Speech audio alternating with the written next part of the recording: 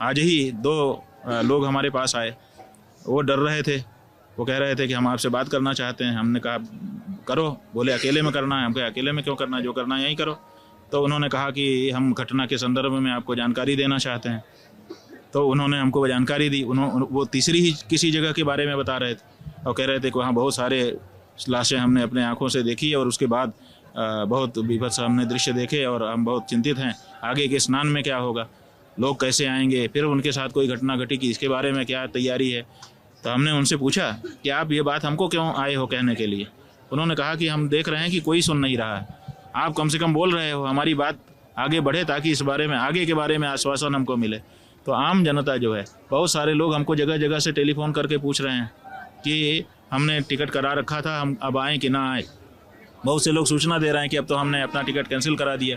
बहुत से दूसरे लोग हैं वो कह रहे हैं कि अब तो आने लायक है नहीं, अब हम अपना कैंसिल कर रहे हैं। अभी हमारे पास हमारे शिविर के व्यवस्थापक आए थे, हमारे भारद्वाज जी, अनिल भारद्वाज जी, वो कह रहे थे कि 50% लोग रह गए हैं, बाकी लोग नहीं आ रहे हैं, आप फिर से आह्वान करिए कि लोग आएँ।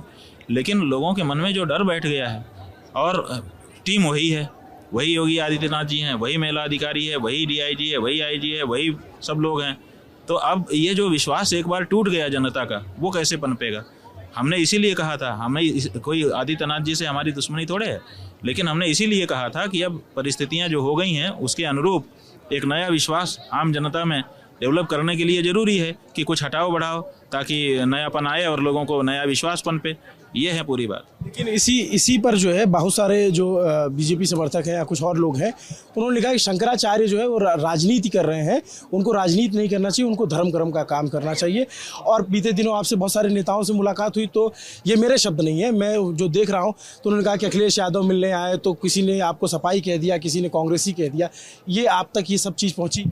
सवाल ये है कि हमारे तक क्या पहुँचे क्या ना पहुँचे, लोग तो बता ही देते हैं, कोई ना कोई तो कहता ही है।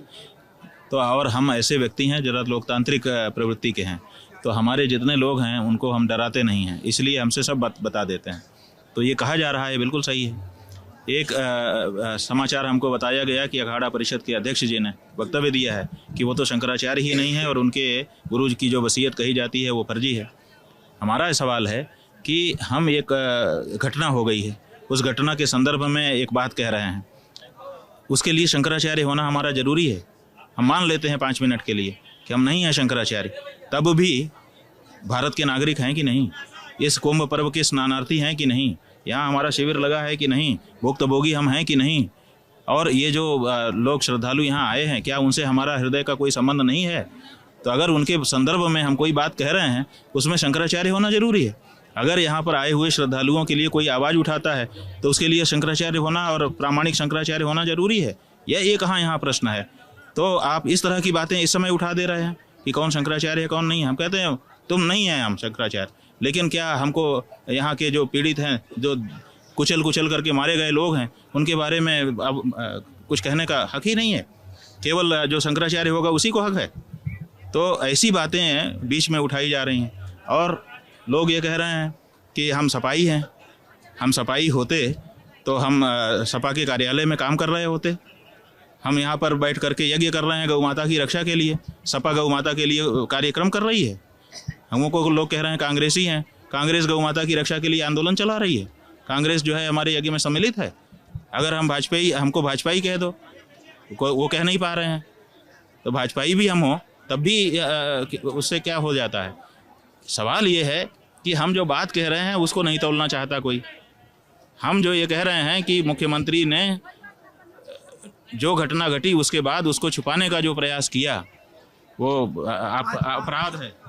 और हमको पत्रकारों ने ला करके फोटो दिखाए हैं, कह रहे हैं 30 लोग मरे। वहाँ पर जो पोटली बंधी हुई है उनके ऊपर जो कफन सफ़ेद कपड़ा बांधा गया है उस पर हर शव का नंबर लिखा गया है। उसमें 58 नंबर दिखा रहे हैं, उसमें 37 नंबर दिखा रहे हैं, उसमें 64 नंबर दिखा रहे हैं। वो कहाँ से दिखा रहे हैं? वो फोटो में कैसे वो नंबर दिखाई दे रहा है? जो सूची जारी हुई है उसमें अलग अलग शव के नंबर कैसे दिखाई दे रहे हैं? और दूसरे 1500 लोग गायब हैं, वो उनके बारे में क्या है? लोग यहाँ पे परेशान हैं कि हम मोर्चरी गए थे, वहाँ पता नहीं चला, हम इस अस्पताल गए, उस अस्पताल गए, कोई बताने को तैयार नहीं है। वीडियो दिखाया जा रहा है कि पत्रकार गए हैं कवर करने के लिए, उनको पुलिस जो है धक्का मार करके बाहर कर रही है। जो लोग मिल रहे हैं, सैकड़ों हजारों लोग अभी तक हमसे मिल चुके, बात कर चुके, वो कह रहे हैं कि हम वीडियो बना रहे थे, पुलिस ने हमको रोक दिया, हमारा मोबाइल छीन लिया कि वीडियो मत बनाओ, फोटो मत खींचो। तो ऐसी सब परिस्थिति हो रही है। ये क्यों हो रही है? आप घटना हो गई है, वो क्यों हुई ये तो अभी विश्लेषण का विषय है, जांच के बाद पता चलेगा। कौन दोषी है ये भी बाद में पता चलेगा, लेकिन उसको छिपाने के पीछे आपका क्या उद्देश्य है, और छिपा करके आप कब तक जो है हम लोगों की व्यवस्था करेंगे, और आपकी व्यवस्था में हमारा विश्वास कैसे पनपेगा, ये सबसे बड़ा सवाल है।